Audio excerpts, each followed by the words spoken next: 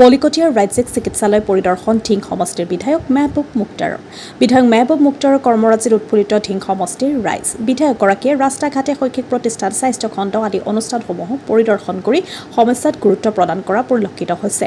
আজিও বিধায়কগৰাকীয়ে ধিং সমষ্টিৰ বলিকটীয়াত ৰাজ্যিক স্বাস্থ্য কেন্দ্ৰত পৰিদৰ্শন কৰি সমস্যাৰ বুজ লয়। লগতে বিধায়কগৰাকীয়ে কয় যে স্বাস্থ্য কেন্দ্ৰৰ সকলো সমস্যা সমাধান কৰি চিকিৎসক আৰু নাৰ্ছ থকাৰ সকলো ব্যৱস্থা কৰি দিব বিধায়কগৰাকীয়ে, যাতে ৰোগীসকলক 24 ঘণ্টাই সেৱা গ্ৰহণ কৰিব পাৰে।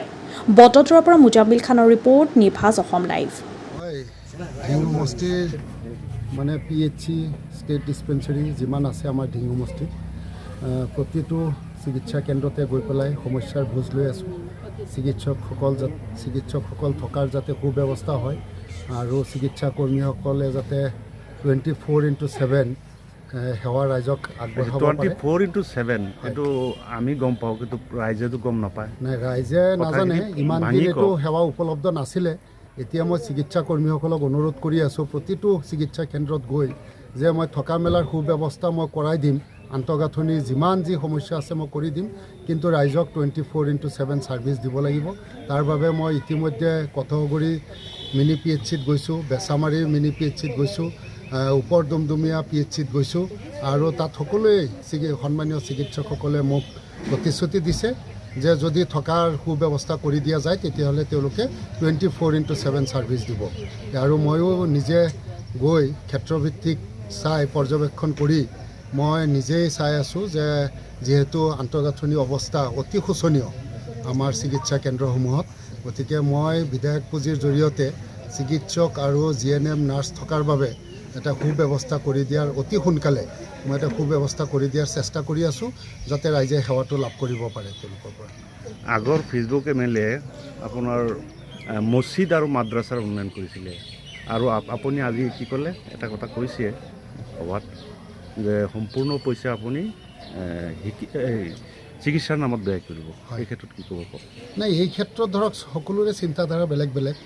আগৰ সন্মানীয় বিধায়ক তেখেতৰ চিন্তাধাৰাই বেলেগ আছিলে, আৰু মই যিহেতু দীৰ্ঘদিনৰ পৰা মই সমাজ সেৱাৰ লগত জড়িত।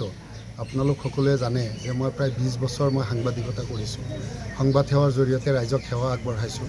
গতিকে মই সমাজৰ প্ৰতিটো সমস্যাৰ বিষয়ে মই অৱগত, যিকোনো অনুষ্ঠান প্ৰতিষ্ঠানৰ বিষয়ে মই অৱগত। গতিকে আজি মই যি চেষ্টা কৰি আছোঁ যে আজি যদি আমি চিকিৎসকসকলক সুব্যৱস্থা কৰি দিওঁ, থকা মেলাৰ যদি ব্যৱস্থাটো কৰি দিওঁ, তে নিশ্চয় গোটেই অঞ্চলবাসী লাভৱান হ'ব। আজি নিশা যদি কাৰোবাৰ ঘৰত বেমাৰ হৈছে, নিশা যদি 11 বজাত, তেতিয়া হয়তো ধিঙত যাব লাগে আৰু নহয় নগাঁৱত যাব লাগে। গতিকে যথেষ্ট অসুবিধাৰ সন্মুখীন হয়। মই ভাবোঁ যে এতিয়া মই অনুৰোধ কৰি আছোঁ, মই ভাবোঁ যে মোৰ অনুৰোধ সকলোৱে ৰক্ষা কৰিব চিকিৎসা কৰ্মীসকলে। মই সুব্যৱস্থা কৰি দিলে মই আশাবাদী যে তেওঁলোকে নিজৰ কেম্পাছতে থাকি ৰাইজক সেৱা আগবঢ়াব। এটা অভিযোগ উত্থাপন হয় বাৰে বাৰে যে যিবিলাক ডক্টৰ ফাৰ্মাচিষ্ট আছে, ফাৰ্মাচিষ্ট নোহোৱাকৈ এই আমাৰ অঞ্চলবিলাকত চিকিৎসা কৰি আছে। এই অবৈধ ফাৰ্মাচিষ্ট তেওঁলোকৰ বিষয়ে আপুনি কি ক'ব? নাই, এই বিষয়ে ধৰক ড্ৰাগছ ইনস্পেক্টৰ আছে, তেওঁলোকে এটা বিভাগ আছে, তেওঁলোকে নিয়ম অনুযায়ী ব্যৱস্থা গ্ৰহণ কৰিব লাগে। আৰু মই ভাবোঁ যে লাইচেঞ্চ প্ৰদানৰ ক্ষেত্ৰতো কিছু বিভাগীয় গাফিলতিও থাকে। বহুতে আবেদন কৰাৰ পিছতো দীৰ্ঘদিন প্ৰক্ৰিয়াটো লেহেমীয়া হয়। গতিকে এই ক্ষেত্ৰত মই বিভাগীয় কৰ্তৃপক্ষকো অনুৰোধ কৰিম যে যিসকল লাইচেঞ্চ পাবলৈ যোগ্য সেইসকলক যাতে কম সময়ৰ ভিতৰতে লাইচেঞ্চ প্ৰদান কৰে। আৰু যিহেতু সেই ব্যক্তিসকল এজন শিক্ষিত নিবনুৱা, তেওঁলোকে নিজৰ পৰিয়ালৰ পোহপালন দিয়াৰ বাবে নিজে স্বাৱলম্বী হোৱাৰ চেষ্টা কৰিছে। গতিকে এই ক্ষেত্ৰত বিভাগীয় কৰ্তৃপক্ষ তেওঁলোকক সহায় সহযোগ কৰিব লাগে।